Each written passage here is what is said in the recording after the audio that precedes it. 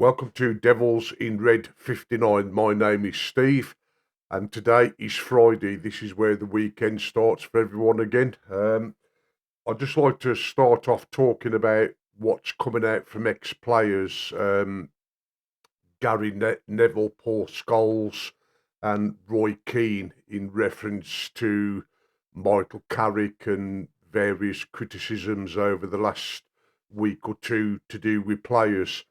Um, at the end of the day, everybody's entitled to an opinion, the ex players included. But I think sometimes with the situation that we face with now trying to qualify for the Champions League, that these ex players ought to be looking at it and thinking, well, 9 games left to go. The most important thing at the moment is obviously to qualify for that Champions League for the revenue and additional revenue towards transfers in the summer. So I think they need really to give the likes of Carrick and some of the players a bit of a break. As I say, they are entitled to their opinion. There are people that will agree with what they're saying, and there will be people that disagree with what they're saying.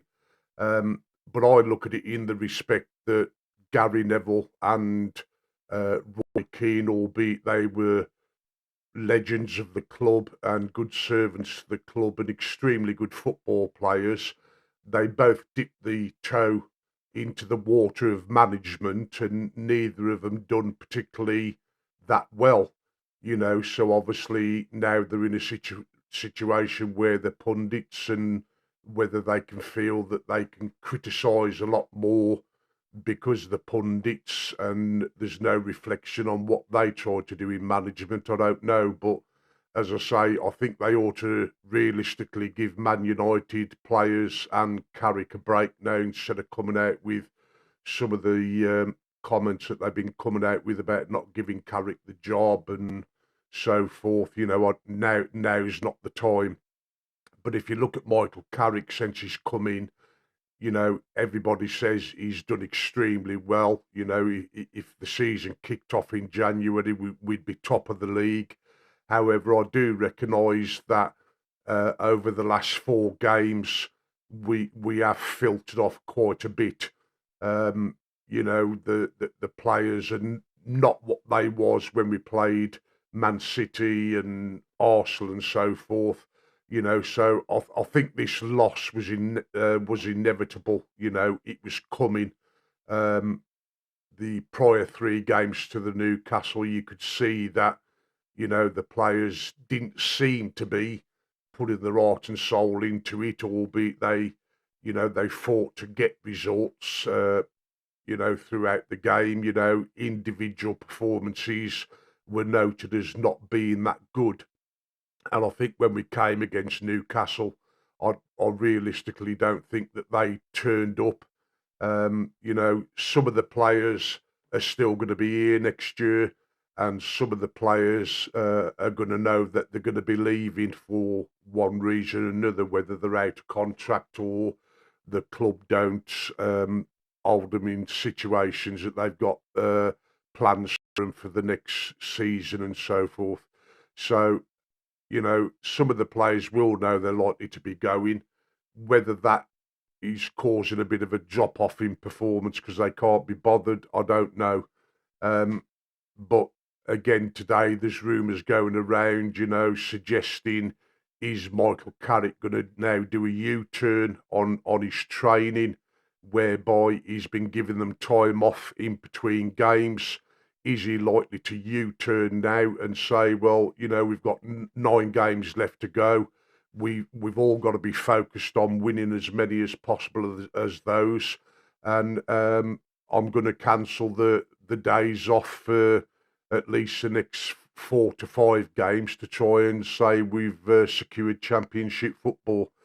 Because believe you me, even though we sit currently at the moment in third, um, on goal difference above Villa, it would be very, very easy if we continue our present form that we've shown over the last 4 games to lose 2 or 3 quite quickly, and then that's going to put Champions League football seriously um, in jeopardy, because if Liverpool and Chelsea get into third and fourth, and Villa are fifth, and Villa start getting some of their injuries back, that could then put us in a serious position that we don't get Champions League football, and I don't think any of us want to see that at the end of the day. So it's down to the players, it's down to the manager and training staff to try and find out what's gone wrong over the last four games, and try and get that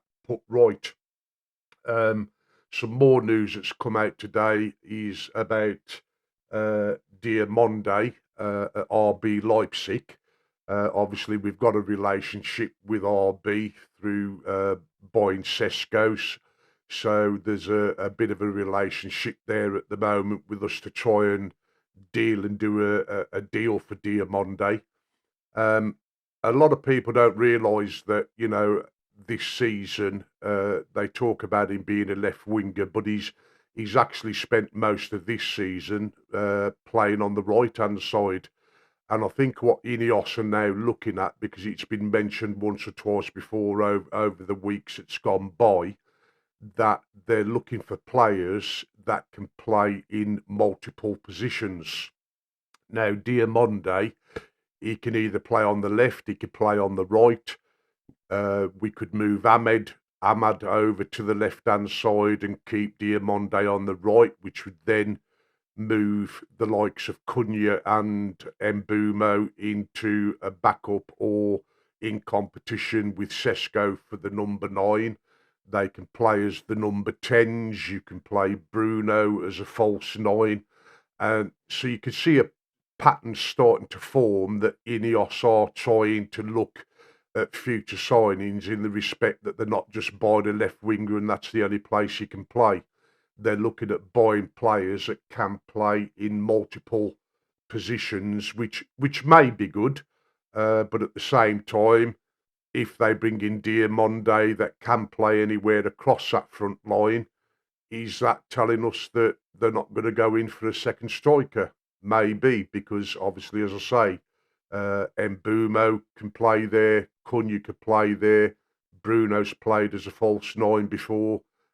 We've even had Mount as a false 9 there. So we've got a lot of options there, I suppose. But obviously, I think that's the way the club is starting to look at it, and the way they're starting to go, because previously they've mentioned about left backs and right backs, that they're looking at possibly bringing in left backs that can play as a left back, or they can play as a left-sided centre half. Likewise with our right back, we've got Mazraoui. He can play on the right. He can play as a right-sided centre half, whereas Dallo really is purely a right back. He's not really suited to playing as one of the centre halves. So you can see that pattern starting to form now, that them are the type of players that we're going for.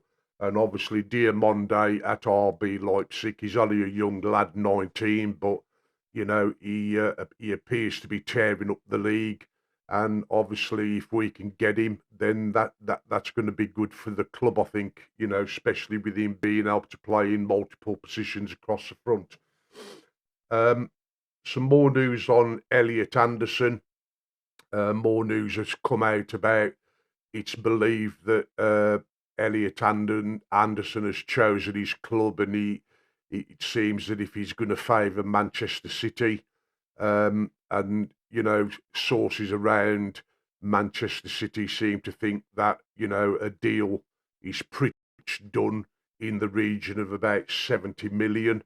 Now, Ben Jacobs always stated in recent interviews over recent weeks that he believed Elliot Anderson would go for probably less than 80 million, so perhaps somewhere between 70 and 80.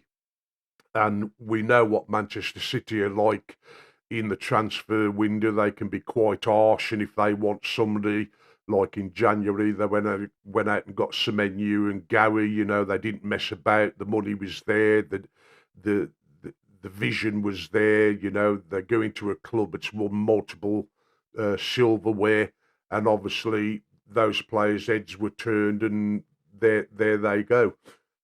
So is it going to be the same case with Elliot Anderson? I mean, you can't totally write out United still being in a chance for him if they can get the Champions League football and put a good project forward to him.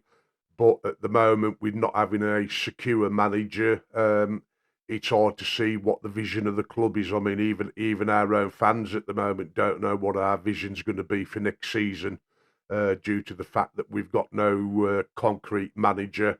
Uh, it's up in the air as to probably how much money we're going to have to spend in the summer. Again, all that's going to depend on whether we get Champions League football. If we do, we're going to be able to spend quite a bit more money. But until that's pretty much certain, then obviously that's up in the air as well. So, there's a lot of things there that are realistically giving us no answer, so to speak. Reference the Newcastle game, as I said a few minutes ago. I mean, I don't think our players actually turned up on the day. Maguire had a pretty good game. Bruno created 5 chances effectively from crosses, either from the left or the right into the box. I mean, he put one on Ugarte's head, and I think Kuna and Mbuma and that. But apparently, he created about five chances up in the box. So even though he played badly, he still created 5 chances. So he was probably, realistically our player of the match if you had to pick one. Casemiro, I mean, again, his legs are failing. He's trying to do what he can. I mean, we're going to miss him when he goes. It's a shame we never really bought him when he was about 4 or 5 years younger. Because it would have been nice to have seen Casemiro at that sort of age, 27, 28, and what he could have sort of done for us in over that period of time till now, because I think we would have been probably in a better position. But realistically, we're in a scenario now that until we know we've got that Champions League football, we can't 100% say who we're going to be able to go for, because it's all down to the money of what we're going to be able to spend to bring in certain players. So, that's really it on sort of an update. But with Michael Carrick, I think across the board, really, everybody now needs just to give him a break, try and give him a bit of support, especially the ex-players, because I mean they played with Carrick for a number of years. They know what a good midfielder he was. They know what his character is, which is second to none, really. I mean, everybody speaks to you that knows Carrick, they'll all 100% say that he's a genuine person. But people keep linking him back to the likes of Solskjaer, and we give Solskjaer the job, and we made a mistake because we ended up sacking him and this, that, and the other. That's all very well and good, but let's just try and get on board with him, give him that support, which will help him to try and get the best out the players and get us the position that we need to finish in at the end of this season. And then obviously, come May, it's down to Ineos then whether they feel that Michael Carrick should get the job, or whether there's 2 or 3 serious contender managers that they believe can come in and do a better job. And that being the case, if they appoint Nagelsmann or somebody like that, then at least the fans can look at it and say, well, they run a proper process. They didn't just go on what Carrick had done over the 16 games he's been in charge. But I think some people do forget at the end of the day, he is only an interim manager. And I think sometimes he gets criticism like he's the full-time coach, and he's not. He is an interim manager till the end of the season, which has been said when he was first appointed. So let's give him that opportunity of working as an interim manager till the end of the season, and then obviously we can all see what happens. And as I say, if we do appoint a totally different manager that they feel has got more experience, could take the club forward to where we need to be, the next 2 or 3 steps up, then so be it. If those managers are interviewed and they still feel that Carrick might be a better option, I mean, we know, as we've discussed before, that they've mentioned, or people have mentioned, about it's not going to cost them anything now to give Carrick the job, whereas other managers, it's going to cost them to bring in those managers and their coaching staff and so forth. And we all know that Ineos like to try and keep the money where possible, the same as the Glazers do. But obviously, until the end of that season comes, we honestly don't know what they're going to do. We've just got to hope that they do what they say they're going to do and interview the best in class and bring the best in class in. So, there we are. We haven't got a game now, obviously, till the 15th of March, I believe. So it's a situation that is Manchester United and Carrick going to give the players a few days off again, like they did in the last 13 days or whatever it was we had off?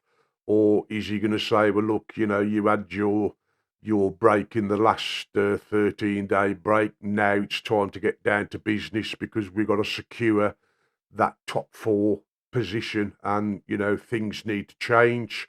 I know we said we'd do this, that, and the other, but unfortunately, because of the position we find ourselves in, we now need to change that. And I know some of you will be leaving, but I'm asking for you to give your 110% so that the club can achieve that position. And then everything from then on is going to come down to Glidios in the summer to show the fans that they really mean business, and they're going to bring in the necessary players that's required to move the club forward, the right manager that they believe at the time is going to take the club forward, and the summer is going to be the time.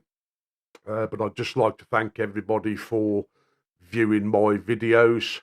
I'm sorry I didn't do one yesterday like I previously mentioned, but over the last couple of 3 days I'd had quite a bit of a cold and whatnot, like some people have been having. So I had a day in bed. So I'd just like to apologise for that, and ask everybody to smash a like, get into the comments, hit the subscribe button, and please share the video. As I say, we are trying to build a community, and I do appreciate everybody that views my videos. Please smash a like. Thank you very much, and I will be back again on Monday, and obviously do a new video and see what new is going around that we can discuss as a community. So thank you very much. All stay safe and have a nice weekend.